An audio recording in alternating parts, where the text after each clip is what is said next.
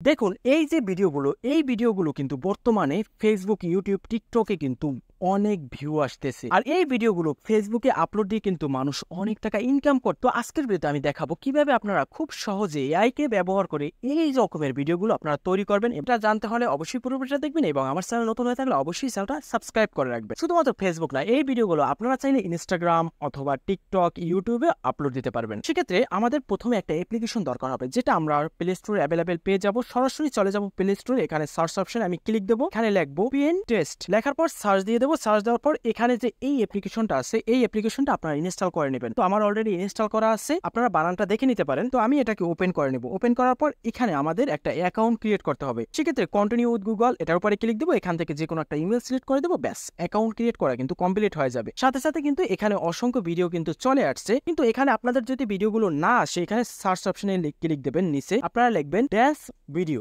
লেখার পর লাস্টে শুধু লিখে দেবেন ট্রি, সার্চ দিয়ে দেবেন। সার্চ দেওয়ার সাথে সাথে দেখুন এই ক্যাটাগরির ভিডিওগুলো কিন্তু সব চলে আসছে। এখানে অসংখ্য ভিডিও কিন্তু পেয়ে যাবেন। এখান থেকে আপনারা যে কোনো ভিডিও ডাউনলোড দিয়ে আপনারা কিন্তু আপলোড দিতে পারেন, কিন্তু অবশ্যই এডিট করে নিতে হবে, নাহলে কিন্তু কপিরাইট এসে যাবে। তো যদি আমি এখানে শেয়ার অপশনে ক্লিক দিই, ক্লিক দেওয়ার সাথে সাথে কিন্তু এখান থেকে আমরা চাইলে কিন্তু এই ভিডিওগুলো ডাউনলোড করতে পারি। কিন্তু এখান থেকে যদি আমরা ডাউনলোড করি, তাহলে কিন্তু এখানে এই যে সফটওয়্যারটার একটা লোগো চলে আসবে। এই জন্য আমরা এখান থেকে সরাসরি ডাউনলোড করব না। সেক্ষেত্রে এখানে যে কপি লিঙ্ক আছে, এখান থেকে সরাসরি একটা লিঙ্ক কপি করে নেব। তারপর সরাসরি ক্যাপকাটে চলে যাব। ক্যাপকাটে আমরা এই যে অ্যাপ্লিকেশনটার নাম আছে Pinterest, তো এখানে Pinterest ভিডিও ডাউনলোড লিখে সার্চ দিয়ে দেবেন।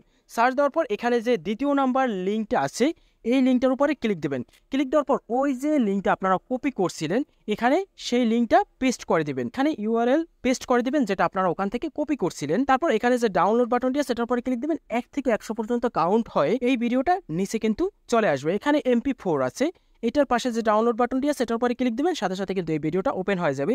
নিচে 3 ডট আছে, এটার উপরে ক্লিক দিবেন, ডাউনলোড অপশনে ক্লিক দিবেন, সাথে সাথে কিন্তু ডাউনলোড হয়ে যাবে। আর এটা কিন্তু সরাসরি গ্যালারিতে চলে যাবে।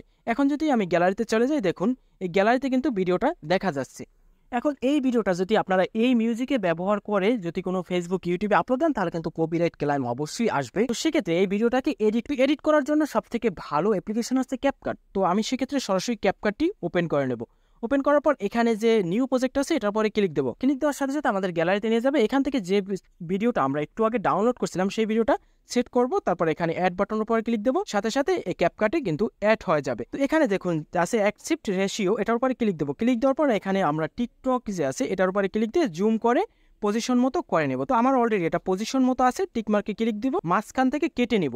কেটে নেওয়ার পর আমরা এখানে যে খুঁজবো স্পিড, এটার উপরে ক্লিক দেবো। ক্লিক দেওয়ার পর এটাকে আমরা একটু স্লো মোশন করে দেব। তারপর যে শেষের অংশটা আছে, এটার উপরে ক্লিক দিয়ে আমরা একটু স্পিড বাড়িয়ে দেব। তো আপনারা আপনাদের মন মতো স্পিড স্লো মোশন ব্যবহার করতে পারেন। এখন এই যে ব্যাকগ্রাউন্ডের সাউন্ডটা আছে, এটা রিমুভ করে অন্য একটা ব্যাকগ্রাউন্ড সাউন্ড দেওয়ার জন্য প্রথমে সাউন্ডটা আমরা রিমুভ করবো। সেক্ষেত্রে এটার উপরে ক্লিক দেবো। ক্লিক দিয়ে এখানে যে ভলিউম আছে, এটাকে 0 করে দেবো। পরের অংশটা ক্লিক দিয়ে আমরা ভলিউম 0 করে দেবো। তাহলে এইটার যে ব্যাকগ্রাউন্ডের সাউন্ডটা, সেটা কিন্তু রিমুভ হয়ে যাবে। এখন এটার ব্যাকগ্রাউন্ডে আমাদের অন্য একটা গান অথবা সাউন্ড কিভাবে ব্যবহার করব, সেক্ষেত্রে এখানে যে সাউন্ড আছে, এই বাটনের উপরে ক্লিক দেবো। ক্লিক দেওয়ার পর এখানে যে ফাইল আছে, এটার উপরে ক্লিক দেবো। এখানে ফর ডিভাইস, আপনারা চাইলে ডিভাইস থেকে সাউন্ড নিতে পারেন, অথবা ক্যাপকাটে এখানে যে আছে ব্লক, এটার উপরে ক্লিক দেবেন। ক্লিক দেওয়ার পর এখানে অসংখ্য সাউন্ড চলে আসবে। তো আমি আপনাদের এখান থেকেই সাউন্ড ব্যবহার করে দেখাবো। তো প্লাস বাটনটা ক্লিক দেবো। ক্লিক দেওয়ার সাথে সাথে সাউন্ড এখানে চলে আসবে। তারপর এই যে সাউন্ডটা আছে, এই সাউন্ডটা কিন্তু অনেকে কিন্তু ব্যবহার করতে পারে। সেক্ষেত্রে এই সাউন্ডের উপরে ক্লিক দেবো। ক্লিক দিয়ে এখানে এই সাউন্ডের স্পিডটা আমরা বৃদ্ধি করে দেবো। তাহলে এই যে এই সাউন্ডটা কিন্তু অন্য সাউন্ডের সাথে মিলবে না, তাহলে কপিরাইট রিমুভ হয়ে যাবে। এবং পরে যে বাড়তি অংশটা আছে সাউন্ডের, সেটা আপনারা কেটে নেবেন। এখন চাইলে আপনারা ভিডিওটাকে আরো আকর্ষণীয় করতে গেলে ইফেক্ট ব্যবহার করতে পারেন। তো আমি এখানে ফিল্টার ব্যবহার করব। ফিল্টার ব্যবহার করার জন্য এখানে যে ফিল্টার বাটনটি আছে, সেটার উপরে ক্লিক দেবো। ক্লিক দেওয়ার পর এখানে অসংখ্য ফিল্টার চলে আসবে। এখান থেকে একটা ফিল্টার সিলেক্ট করে এটাকে আমি পরিপূর্ণ করে দেব। এবং এই ভিডিওটা কিন্তু এখন পরিপূর্ণ এডিট করা শেষ। এখন উপরে যে এক্সপোর্ট আছে, এই বাটনটার উপরে ক্লিক দেবো। ক্লিক দেওয়ার সাথে সাথে এটা গ্যালারিতে সেভ হয়ে যাবে। এখন এই ভিডিওটা আমরা যে কোনো ক্ষেত্রে ব্যবহার করব। যেহেতু এটা অনলাইনের কাজ, অবশ্যই এগুলো সতর্ক এবং নিয়ম মেনে ব্যবহার করবেন।